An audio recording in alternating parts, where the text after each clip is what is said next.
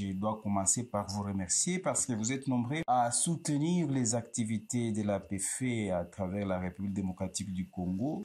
Vous vous êtes vraiment manifestés et nous vous remercions pour ce soutien. Pour ceux qui viennent de se joindre à cette grande famille de l'APF en République démocratique du Congo, vous n'avez qu'à vous abonner massivement pour continuer à soutenir les œuvres que l'APF ne cesse de réaliser en République démocratique du Congo.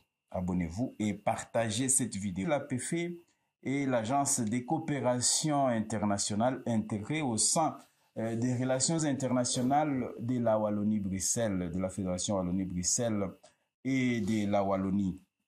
Elle est active dans les pays émergents depuis 1976. À travers ces activités, l'APF met en œuvre des programmes qui ont pour objectif général de lutter contre la pauvreté et les inégalités par le renforcement des capacités individuelles, organisationnelles et institutionnelles dans les pays émergents où elle intervient.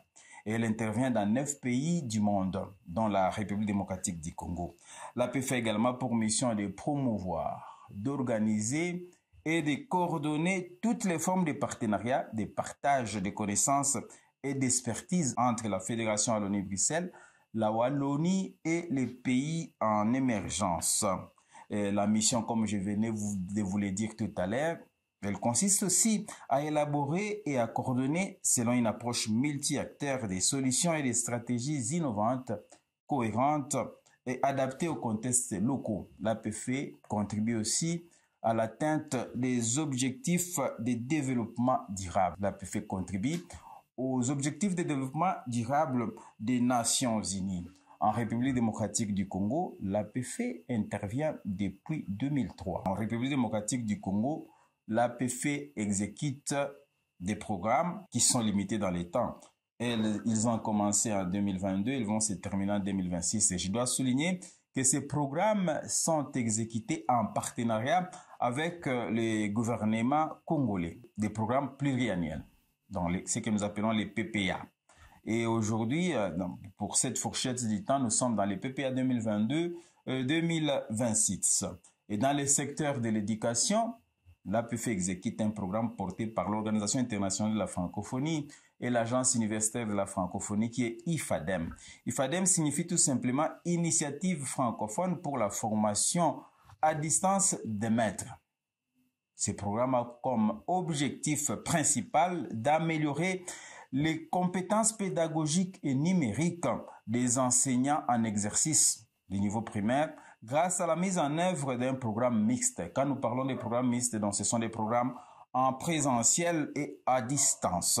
L'APF exécute un autre programme appelé Butamubwa-Djembe. Pour ceux qui comprennent les Swahili, Butamubwa-Djembe signifie les plaisirs que procure la houe. En français, c'est le programme appui au développement d'une filière maraîchère performante, inclusive et durable. Butamubwa-Djembe vise à améliorer la production et les revenus des producteurs agricoles et autres acteurs de la filière maraîchage, particulièrement les femmes et les jeunes.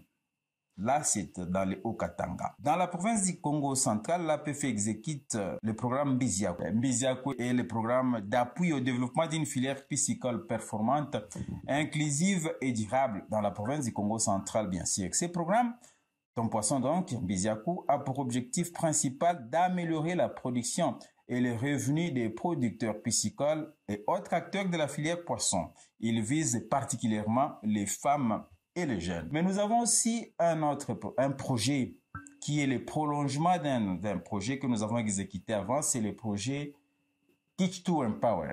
Teach to Empower est le prolongement du progrès Mobali Ponamwasi. Dans ces programmes, nous visons à intégrer dans les écoles primaires et maternelles les notions du genre et la masculinité positive. Mais je dois souligner ici que tous ces programmes, les programmes que je viens de vous citer ici, ainsi que les projets Teach to Empower, bénéficient du financement de la coopération belge de développement grâce par les biais de la Direction générale au développement et à l'aide humanitaire. Bon, je vous dis au revoir et on se retrouve très prochainement.